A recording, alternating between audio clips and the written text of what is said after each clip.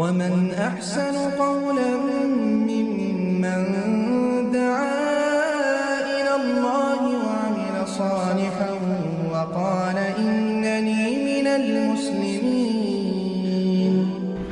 8 নম্বর প্রশ্ন বলছেন যে আমার প্রশ্ন, একজন ছেলে বিবাহ করতে চাইলে কতটুকু সামর্থ্যবান হওয়া জরুরি?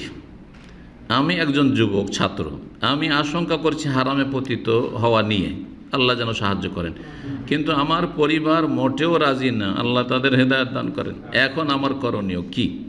জি, করণীয় বিয়ে করার জন্য চেষ্টা করেন, আর যতদিন বিয়ে না করতে পারছে ততদিন পর্যন্ত বেশি বেশি সিয়াম পালন করে রোজা রাখেন। নবী সাল্লাল্লাহু আলাইহি সাল্লামের সহিহ হাদিস, আমাল্লাম ইয়াস্তাতি ফাআলিহি বিসসাওম, তার শেষ অংশে, যে বিয়ে করতে পারছে না অথচ যৌবনের জ্বালা রয়েছে, নর হোক আর নারী হোক, সে যেন অবশ্যই অবশ্যই বেশি বেশি কী করে?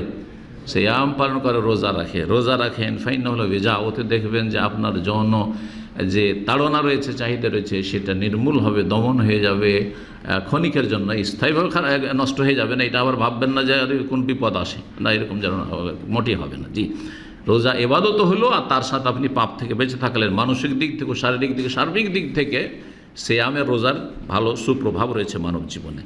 রোজা রাখেন। আর কতটা সামর্থ্যবান হলে বিয়ে করতে পারবেন, না কতটা সামর্থ্যবান হওয়া জরুরি বিয়ের জন্য, এই ক্ষেত্রে বলবো যে আপনি যখন বিয়ে করবেন, একটা কমপক্ষে আপনার কাছে রুমের ব্যবস্থা থাকতে হবে, যেখানে আপনার স্ত্রীকে নিয়ে এসে রাখবেন। কমপক্ষে একটা রুম, আর তাতে যদি থাকতে রাজি, বিয়ে করে নিয়ে চলে আসবেন, একটা রুমও থাকার মতো নেই, তো গাছের তলে থাকবেন নাকি? হ্যাঁ, পরের মেয়েকে নিয়ে এসে, জায়েজ নাই।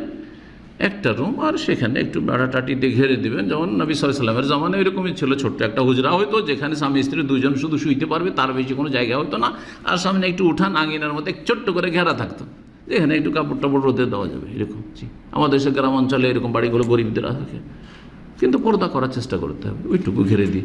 জি, এইরকম যদি যোগ্যতা থাকে, সেটা খড়ের বাড়ি হোক, সেটা মাটির বাড়ি হোক, সর্বনিম্ন বাড়ি হোক, ব্যাস এতটা দিয়ে তো ইজ্জত রাখলে, এটা মানুষের মৌলিক অধিকার হচ্ছে একটা বাসস্থান, ঘুমাবার একটা জায়গা, মান ইজ্জতের সাথে। রাস্তায় ফুটপাতে চলবে না, স্ত্রীকে নিয়ে চলাফেরা করা, ঘুমা।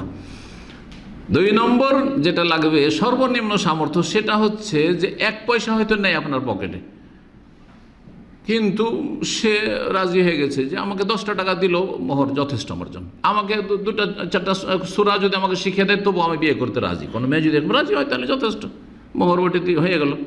এখন বাকি থাকলো কি? ভরণ পোষণ, মানে পুষতে হবে, খেতে দিতে হবে। খেতে দেওয়ার জন্য আগে থেকেই আপনার কাছে 10-20 হাজার জমা থাকতে হবে, এমন কোনো জরুরি না। খালি হাতে কিছুই নেই, বিয়ে করে নিয়ে আসেন রাত্রে, আর সকালবেলা কি খাবেন তার ব্যবস্থা নেই, কিন্তু আপনার হিম্মত আছে যে সকালে বেরোবো, দিন মজুর করব, আর সন্ধ্যা নাগাদ ইনশাআল্লাহ তাআলা খাবার দাবার নিয়ে চলে আসতে পারবো। হ্যাঁ, আর সন্ধ্যা পর্যন্ত চালাবার জন্য কিছু ধার আর না খেয়ে থেকেও সেও সবুর করে নেবে, আমি সবুর করে নেবো, তো অসুবিধা নেই। গরিব মানুষরা, সাহাবাই কেরাম যেমন এরকম সারাদিন খায়নি, সন্ধ্যাবেলা কিছু নিয়ে আসলো তা আসলো, আর না হলে পানি খেয়ে খেজুর খেয়ে খেজুরও পেলো না, থাকতো না, তাতে যদি সবুর করে। আর আপনার হিম্মত আছে যে আপনি রুজি রোজগার করতে পারবেন, যেইভাবে হোক না কেন, হালাল রুজি, রিক্সা চালিয়ে হোক, আর ডোম মেথরের কাজ করে হোক, আর দিন মজুর পরের বাড়ি চাকর খেটে হোক, যে আমি নিয়ে আসতে পারবো, দিনে 50 টাকা লাগবে খাওয়া দাওয়া খরচ, স্বামী স্ত্রী এতটা নিয়ে আসতে পারবো আমি। এই হিম্মত থাকলে আপনি বিয়ে করুন, এই হিম্মত থাকলে। আর ওটাও যদি হিম্মত না থাকে, বিয়ে করে নিয়ে আসার পরে বলছে যে আমি তো খেটে খেতে পারবো না, আমি জীবনে বাপের ঘরে বাপের হোটেলে খেয়েছি, আমি খেটে খাওয়া অভ্যাস নাই, তো কী করতে হবে? চলো দুইজনে যা ভিক্ষা করি। দুইজনে বেরিয়ে গেছে, বাড়ি বাড়ি ভিক্ষা করছে। তো এইরকম লোকের জন্য বিয়ে করা জায়েজ নয়, এরকম লোকের জন্য বিয়ে করা জায়েজ নয়। জি, তাকে কি করতে হবে? তারা যেমন রোজা রাখে। আল্লাহ যেন তৌফিক দান করেন ভালো কাজের। বারাকাল্লাহু ফিকুম।